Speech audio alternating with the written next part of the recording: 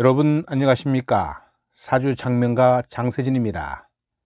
오늘 영상에서는 사주 간명할 때 첫 단계인 오행의 균형과 불균형 분포에 대해서 말씀드리겠습니다.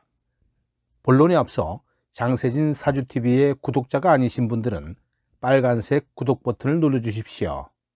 더 알찬 영상으로 보답하겠습니다. 그럼 오늘의 사주 브리핑 시작합니다. 사주를 간명할 때 음양을 보아서 명주의 성향을 파악한 후에는 오행의 분포를 봐서 균형인지 아니면 불균형인지에 따라서 인생의 굴곡진 삶이냐 아니냐를 예단할 수 있습니다. 그러한 예단을 하는 기준은 여러 요소가 있지만 가장 중요한 요소는 오행을 다 갖추었느냐를 비롯해서 오행의 발달, 과다, 고립, 부재에 따른 기움 현상을 체크하는 것입니다. 오행이 모두 있고 서로 완벽한 균형을 이루는 원국은 없습니다. 한두 가지 오행의 비중이 너무 크거나 작을 수 있으며 특정한 오행만 없거나 아주 극단적인 경우이지만 네 가지가 없을 수도 있습니다. 인간은 어차피 불완전한 존재이고 어떤 명식도 완전하게 조화를 이룰 수는 없습니다. 사주 원국은 기둥도 짝수, 글자수도 짝수로 구성되기 때문에 오행의 조화가 깨질 수밖에 없는 구조입니다. 특정한 대운을 만날 때 오행의 조화가 들어맞는 경우도 있지만 이는 매우 드문 일일 것입니다. 요컨대 인간의 사주팔자는 특정 오행의 발달, 과다, 고립, 그리고 부재가 있기 마련입니다.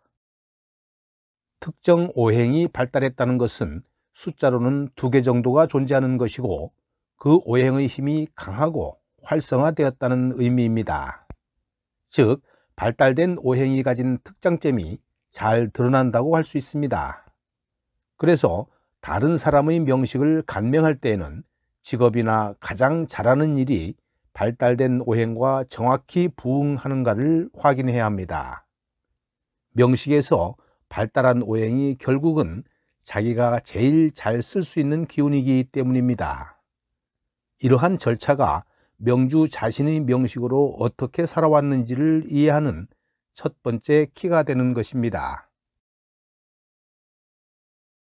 본 영상에서는 이 명식 하나로 계속 설명드리겠습니다.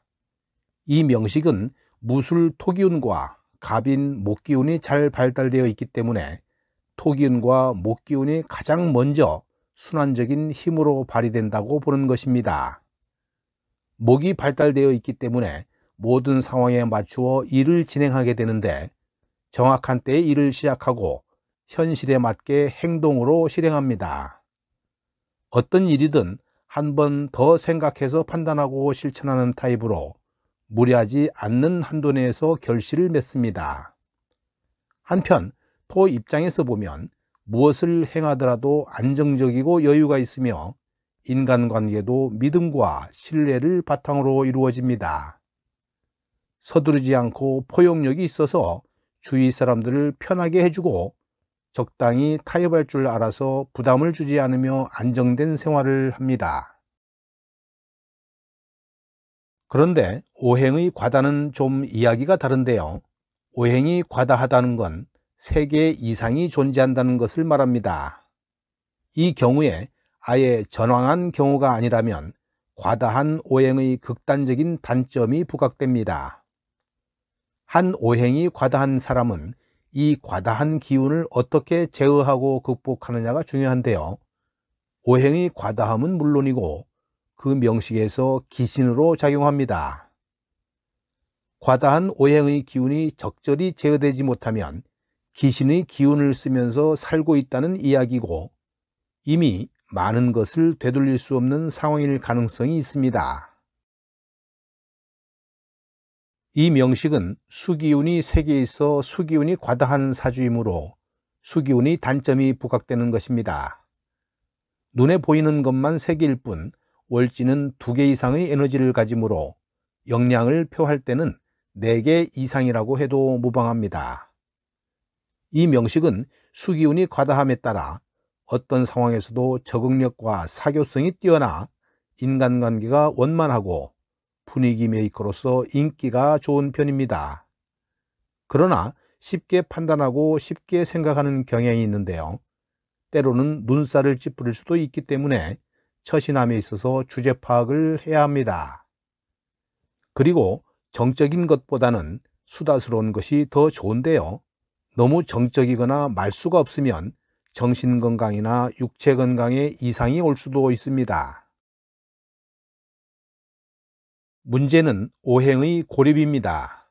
사주팔자에서 오행의 고립이란 사주의 천간과 지지 중 어느 오행이 다른 한 가지 오행으로 둘러싸여 외부와 단절되는 경우를 말합니다. 한 오행이 고립되었을 때는 고립된 오행의 기운이 전혀 발휘되지 못하거나 반대로 자신에게 취약한 고립된 오행에 집착을 보이게 됩니다. 더욱 위험한 고립은 첫째로는 건강과 관련된 오행일 경우이고, 둘째로는 성장 과정에서 특수 관계인과 문제가 있는 경우입니다. 이 명식에서는 연지 사화가 개수와 해수에 둘러싸여 화의 기운을 전혀 발휘하지 못하는 구조입니다. 사화가 수기운에 둘러싸여 힘을 못 쓰고 있기 때문에 건강상으로는 심장이나 소장, 그리고 정신적인 질환도 수반될 수 있습니다. 오행의 고립이 있을 때는 어린 시절 주변인들과의 관계에서 형성된 많은 요소들이 인생 전반에 걸쳐 큰 영향을 미칩니다. 특히 부모나 부모에 버금가는 보호자와의 관계에서 문제가 없었는지 살펴봐야 합니다. 예를 들어 어릴 때 부모와의 생사이별, 가정폭력이나 성추행 같은 상황을 경험하지 않았는지 꼭 확인해야 하고, 그런 경우에 고립은 위험하다고 판단하는 것입니다. 그러한 어린 시절이 트라우마가 형성된 경우에는 고립된 오행 또는 십신에 대한 주체의 집착이 강해집니다. 이러한 형태의 집착은 대부분 비생산적인 것이어서 자신을 괴롭히거나 이유 없는 집착을 보이는 식으로 드러나기 마련입니다. 오행이 부재하다는 것은 한 오행이 팔자는 물론 지장간에도 없는 경우를 말합니다. 고립이 육체적인 건강과 환경적인 요소에 영향을 준다면 오행의 부재는 정신적인 부분에 큰 영향을 줍니다. 이 명식에서는 금기운이 없기 때문에 자기 것을 제대로 챙기지 못해 실속이 없습니다. 주는 것만 있고 받는 것은 없어서 손해를 많이 보면서도 말을 제대로 못하는 등 맺고 끊음이 약합니다. 특히 금전거래를 하게 되면 받기 어렵기 때문에 거래를 하지 않는 것이 좋습니다. 오늘 영상은 여기까지 하겠습니다.